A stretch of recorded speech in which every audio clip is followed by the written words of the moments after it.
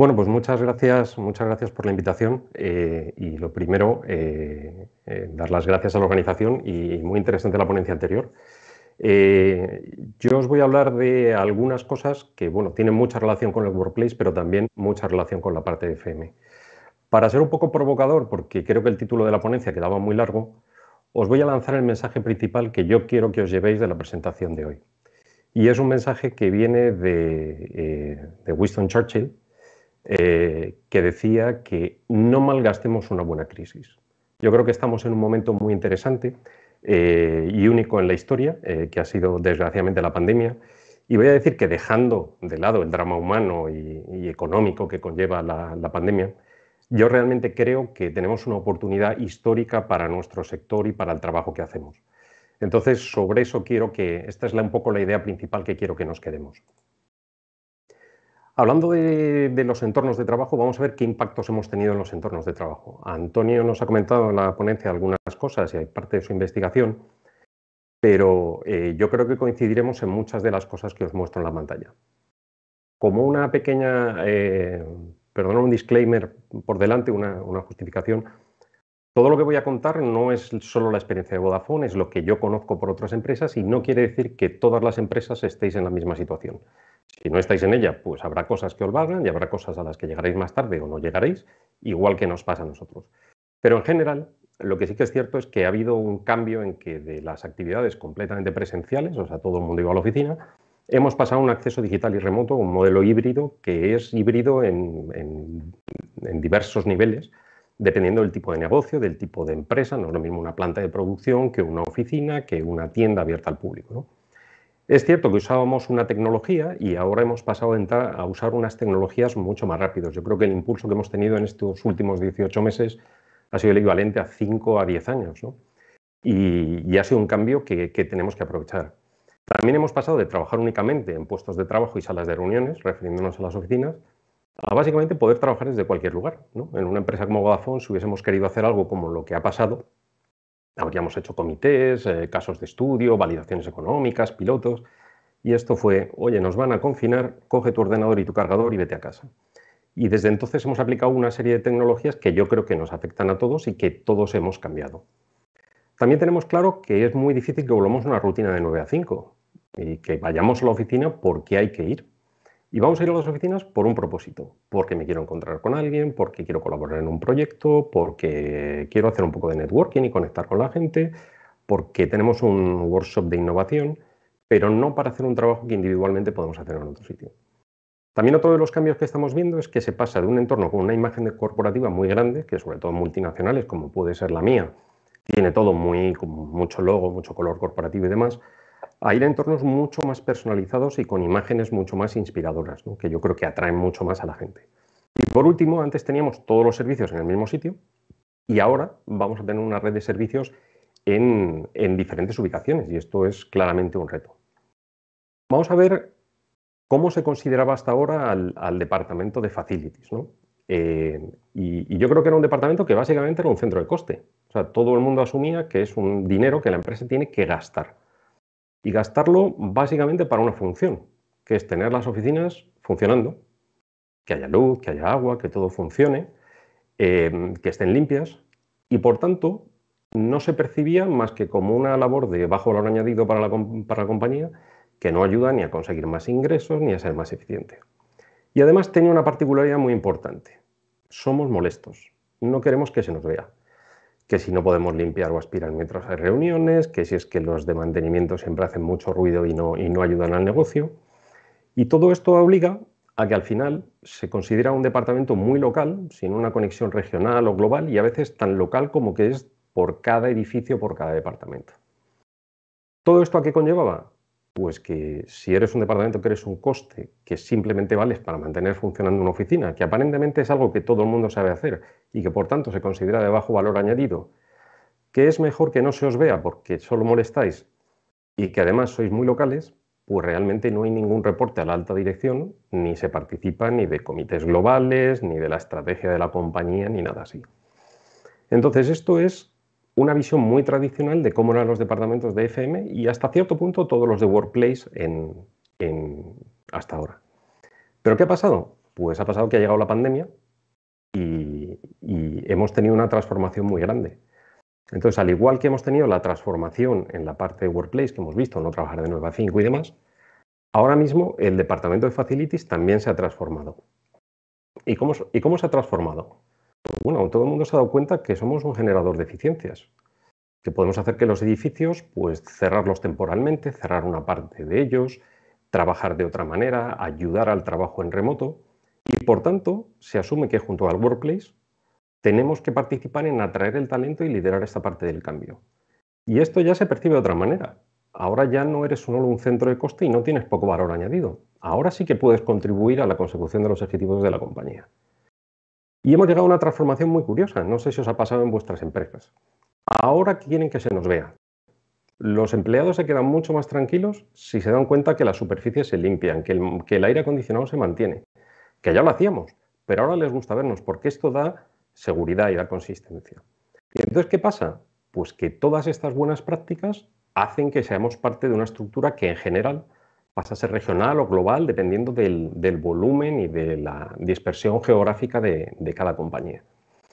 Entonces yo quiero, bueno, y todo esto, como os digo, si tú al final lo que haces es generar eficiencias, porque no olvidemos una cosa, no sé qué venden vuestras empresas, no sé a qué se dedica y cuál es el modelo de negocio de cada una de las vuestras. Pero lo que sí que sé es que cada vez que nosotros ahorramos un euro o un dólar o la moneda que tengáis, ese dólar, ese euro va directamente a la cuenta de resultados. No es un porcentaje de la venta, eso nos lo ahorramos completamente.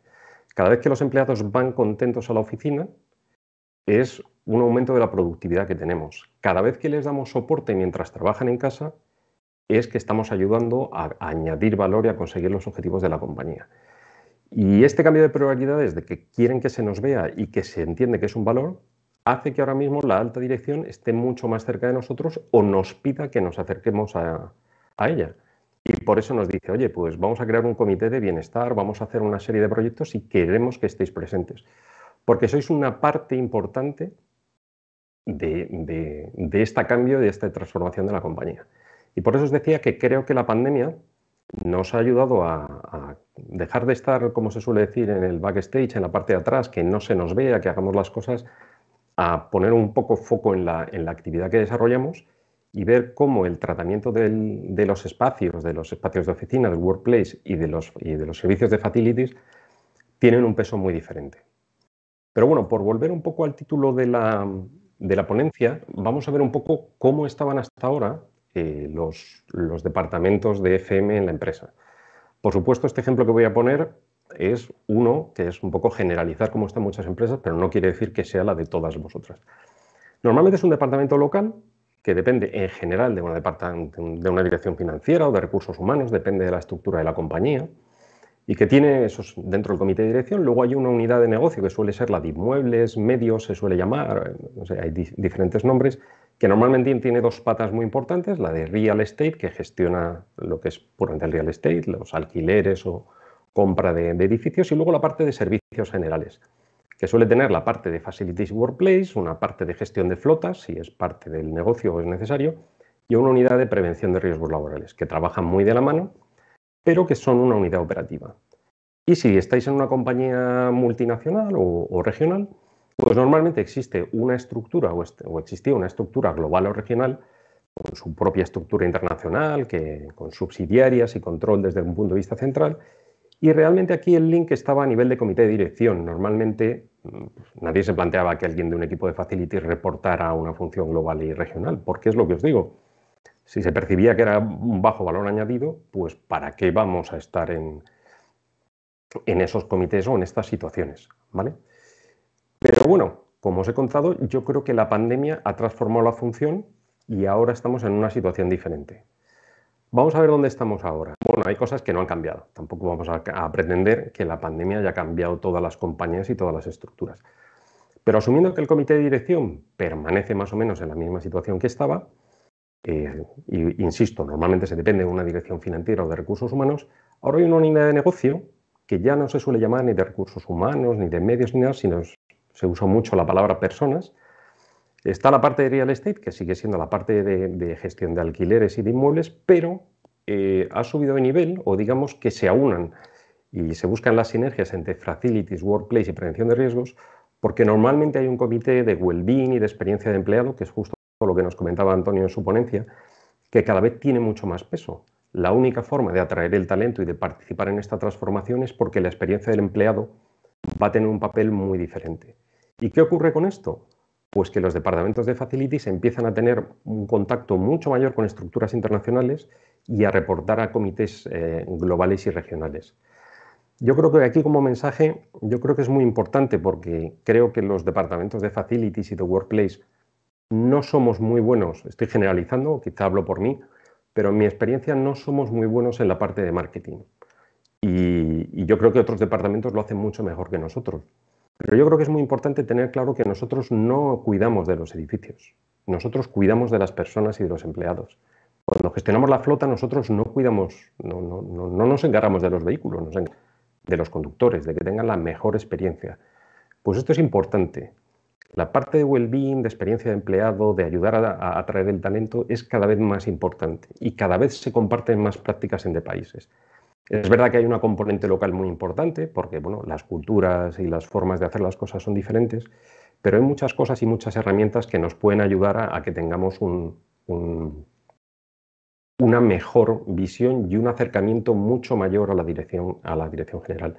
Yo creo que durante la pandemia ha habido siempre en casi todas las empresas una parte de comité de crisis, de comité sobre el COVID, y no conozco una sola en que el equipo de Facilities y Workplace no estuviera ahí, porque ha sido el que he tenido que dar respuesta primero a cómo salir de las oficinas y cómo conseguir que todos nuestros empleados pudieran trabajar en remoto y qué servicios necesitaban desde ahí, como cómo garantizar su vuelta. Porque una pregunta muy importante que nosotros somos los que tenemos que responder es ¿para qué volvemos a la oficina? Porque había muchas dudas, pero sacar a la gente de la oficina fue muy complicado, pero yo creo que ahora en muchos países es mucho más difícil volver a traerlos a la oficina. Hay que ser capaces de atraerlo y el entorno de trabajo, la seguridad que dan los servicios que prestamos en ellas y la seguridad desde el punto de vista sanitario es una de las cosas más importantes. Para terminar, os voy a hacer un sumario de qué creo yo o qué consejos os puedo dar desde mi experiencia sobre qué debemos hacer como profesionales del FM para aprovechar esta oportunidad única que tenemos, que es tener un papel muy diferente. Entonces, yo creo que uno muy importante es cambiar nuestro lenguaje. Nuestro lenguaje muchas veces es muy técnico y en ese entorno nos sentimos muy cómodos, ¿no? Hablando de enfriadoras, de capacidad de aire, de ventilación, de productos de limpieza. Pero tenemos que cambiar nuestro lenguaje y adaptarlo mucho más al negocio. Porque lo que queremos ser es partners del negocio y es lo que están esperando de nosotros. Están esperando eso, cómo ayudamos a volver a la empresa, cómo ayudamos a conseguir los objetivos y entonces hay que abandonar ese lenguaje técnico en el que nos sentimos cómodos para ir a un lenguaje mucho más cercano al negocio. Por ello, nosotros tenemos que ser una parte fundamental de la promoción del cambio y tomar un papel mucho más activo. Y aquí yo os recomiendo buscaros aliados. Hay unidades de negocio que están mucho más cerca de nosotros y en general los departamentos de recursos humanos son los que están liderando la transformación en las compañías. Por poneros un ejemplo, yo cada vez veo más en las oficinas que se reabren muchas consultas de clientes de nuestra compañía que incluso quieren visitarlas y conocer la experiencia de qué hemos hecho durante la pandemia y cómo las hemos abierto. Y al final quien mejor lo enseña es la gente que se encarga de los inmuebles, la gente de Facilities y la gente de Workplace. Estamos buscando y las compañías están buscando cómo adaptarse al modelo híbrido y cómo experimentar. Y somos los que podemos ayudarles, somos los que tenemos que medir, uniéndome a la presentación anterior de Antonio sobre los diversos métodos para medir la eficiencia y el uso más eficiente y la experiencia de empleado. Pero yo creo que ahora se trata de experimentar muchas cosas porque, insisto, vamos a volver a las oficinas con un propósito que no era el de antes. La otra parte yo creo que es muy importante, que es la que lleva a estar más cerca de la dirección de la compañía, es aprovechar esta oportunidad para tener un papel mucho más estratégico. Nosotros ahora mismo somos parte de la definición del futuro de nuestras compañías. A menos que trabajéis en una empresa de facilities o en una empresa inmobiliaria, nuestro departamento nunca ha estado ligado a la alta dirección y nunca hemos sido parte de un proceso de transformación de compañías, cuando ahora sí que lo vamos a ser. Entonces, no podemos dejar pasar esta oportunidad.